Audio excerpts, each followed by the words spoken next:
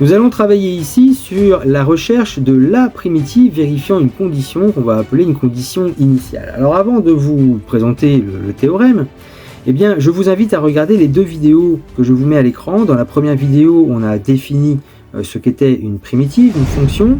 Et dans la deuxième vidéo, eh bien, nous avons déjà commencé à faire de la recherche de primitives pour certaines fonctions, notamment les fonctions usuelles ou des fonctions construites à partir de fonctions usuelles.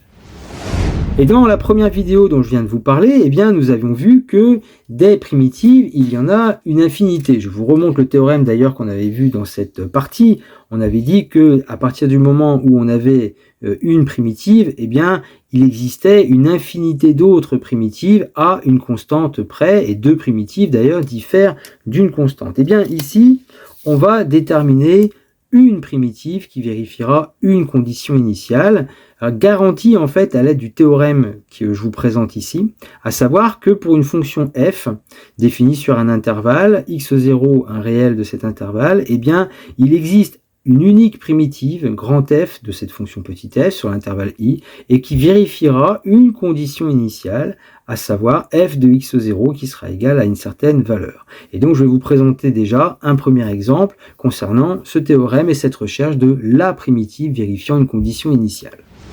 Alors en exemple, nous allons déterminer la primitive grand F sur R de la fonction f de x égale 3x carré moins 2x, c'est tel que grand F de 1 égale moins 4. Ce grand F de 1 égale moins 4, c'est ça qu'on appelle la condition initiale, grand F de x0 égale y0. Donc nous devons déterminer la primitive qui vérifiera f de 1, grand F de 1 est égal à moins 4. Donc tout d'abord, déterminons les primitives de cette fonction petit f. Primitive de 3x carré, c'est x au cube. Primitive de 2x, c'est x carré. Et donc, les primitives de cette fonction auront pour expression eh bien, grand f de x égale x au cube moins x au carré plus une constante k appartenant à R, comme nous avons pu le voir dans la première vidéo dont je vous ai parlé. Des primitives, en fait, il y en a une infinité.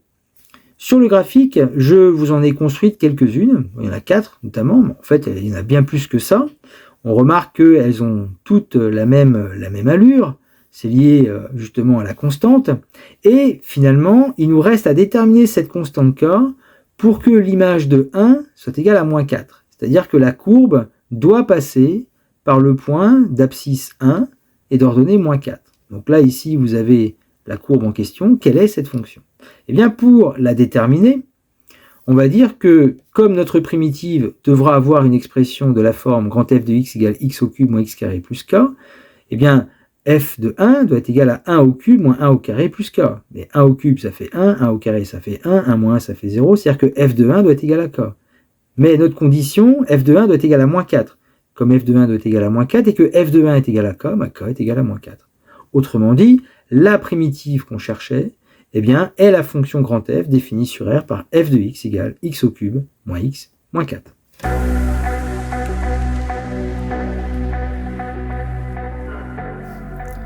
Alors je vous présente un deuxième exemple avec les fonctions f et g définies sur l'intervalle 0 plus l'infini par f de x égale 1 sur x carré plus x, g de x égale moins ln de 1 plus 1 sur x. Et nous devons montrer tout d'abord que g est une primitive de f sur l'intervalle 0 plus l'infini et d'en déduire après eh bien, la primitive de la fonction f sur l'intervalle 0 plus l'infini qui s'annule en 1.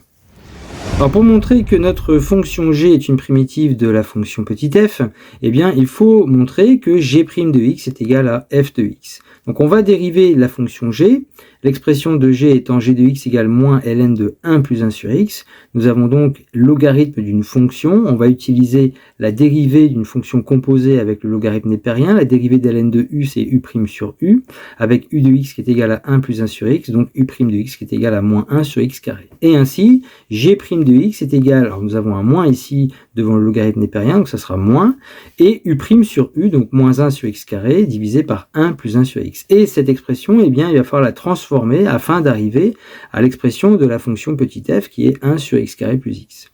Alors, nous savons déjà que moins par moins, ça fait plus, donc déjà, ça au moins, ça se simplifie. Et ensuite, on va appliquer une règle qu'on connaît, en fait, c'est-à-dire que diviser par un nombre, c'est multiplier par l'inverse. C'est-à-dire, j'ai rappelé a sur b, ben c'est a fois 1 sur b. Et ici, la quantité b, c'est 1 plus 1 sur x. Autrement dit, ça va devenir 1 sur x carré fois 1 sur 1 plus 1 sur x. Et nous arrivons sur une multiplication de fractions. Donc 1 fois 1, ça fait 1. Et x carré va multiplier 1 plus 1 sur x. Or, quand on développe, eh bien, ça fait x carré fois 1, donc x carré, plus x carré fois 1 sur x. Et x carré fois 1 sur x, ça fait x. Et ici, nous retrouvons donc la fonction f. Donc, nous avons bien g' de x qui est égal à f de x. Donc, g est bien une primitive de f sur l'intervalle 0 plus l'infini. Alors, dans la deuxième question, nous devons déterminer maintenant la primitive de la fonction f qui s'annule en 1.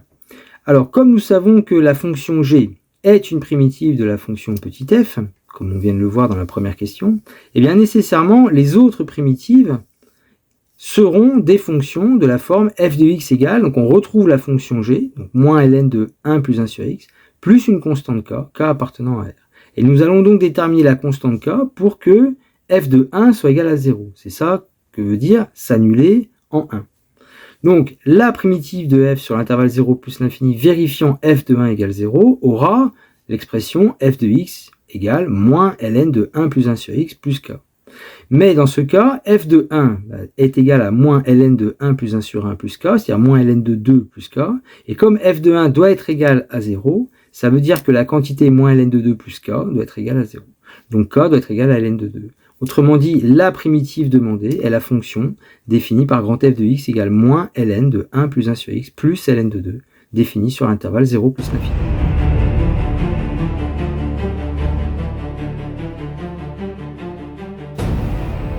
Alors je vous propose un premier exercice. Il s'agit de déterminer la primitive grand f sur l'intervalle 0 plus l'infini de la fonction f définie sur 0 plus l'infini par f de x égale 2 sur x moins x plus 1, tel que f de e est égal à 0. Donc vous pouvez faire pause sur la vidéo, vous essayez de le faire, puis vous avez la correction juste après.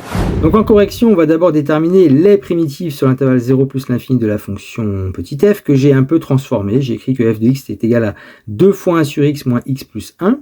Primitive de 1 sur x, c'est ln de x. Primitive de x, 1 demi de x carré. Primitive de 1, c'est x. Donc les primitives sont les fonctions de la forme grand f de x égale 2 ln de x moins 1 demi de x carré plus x plus k appartenant à R. Et donc nous allons déterminer la constante k pour que f de e soit égal à 0. Oui, mais f de e, nécessairement, devra s'écrire 2 ln de e moins 1 demi d'exponentielle 2 plus e plus k. C'est-à-dire 2, alors pourquoi 2? Parce que ln de e, je l'ai rappelé ici, ça vaut 1.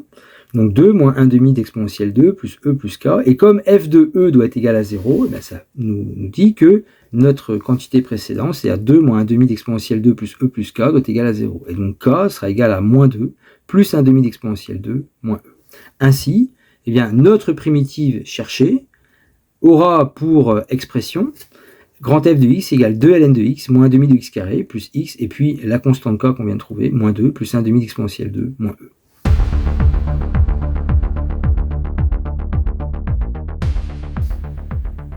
Et un autre exercice où nous avons ici dans le 133 donc deux fonctions f et g. La fonction f est définie sur l'intervalle 0 plus l'infini par x carré facteur de 3 ln de x plus 1. La fonction g de x au cube ln de x, toujours définie sur l'intervalle 0 plus l'infini. Montrer que g est une primitive de petit f sur l'intervalle 0 plus l'infini et déterminer la primitive de f qui s'annule pour x égale 1. Donc vous pouvez faire pause sur la vidéo, vous essayez de le faire et vous avez la correction juste après. Donc dans la première question, pour démontrer que g est une primitive de petit f sur R, eh bien nous allons démontrer que g' de x est égal à f de x. Autrement dit, on va dériver la fonction g qui est égale à x au cube ln de x, qui est de la forme u fois v. J'ai rappelé ici la dérivée d'un produit, c'est u'v plus uv'. Donc g' de x est égal à 3x carré ln de x, 3x carré c'est u', plus x au cube fois dérivée de ln de x, c'est 1 sur x. X au cube fois 1 sur x, c'est x carré. Et enfin, on peut faire une factorisation par x carré. Ça fait g' de x égale x carré, facteur de 3 ln de x plus 1, ce qui correspond bien à la fonction petit f. Donc g est une primitive de f sur l'intervalle 0 plus l'infini. Donc déterminons maintenant la primitive de f qui s'annule pour x égale 1. Alors comme on vient de démontrer que g est une primitive de petit f, eh bien nécessairement les autres primitives de cette fonction petit f seront des fonctions de la forme grand f de x égale, on retrouve la fonction g de x ici, x au cube ln de x, plus une constante k appartenant à R. f de 1 doit être égal à 0, sauf que f de 1, grand F de 1, ça fait 1 au cube ln de 1 plus k, mais ln de 1 est égal à 0, donc ça veut dire que grand F de 1 est égal à k, et comme grand F de 1 doit être égal à 0, c'est que k est égal à 0. Donc autrement dit, la primitive cherchée ici, dans cette question, c'est la fonction grand F de x égale x au cube ln de x sur l'intervalle 0 plus l'infini, ce qui correspond en fait à la fonction g qui était donnée au départ.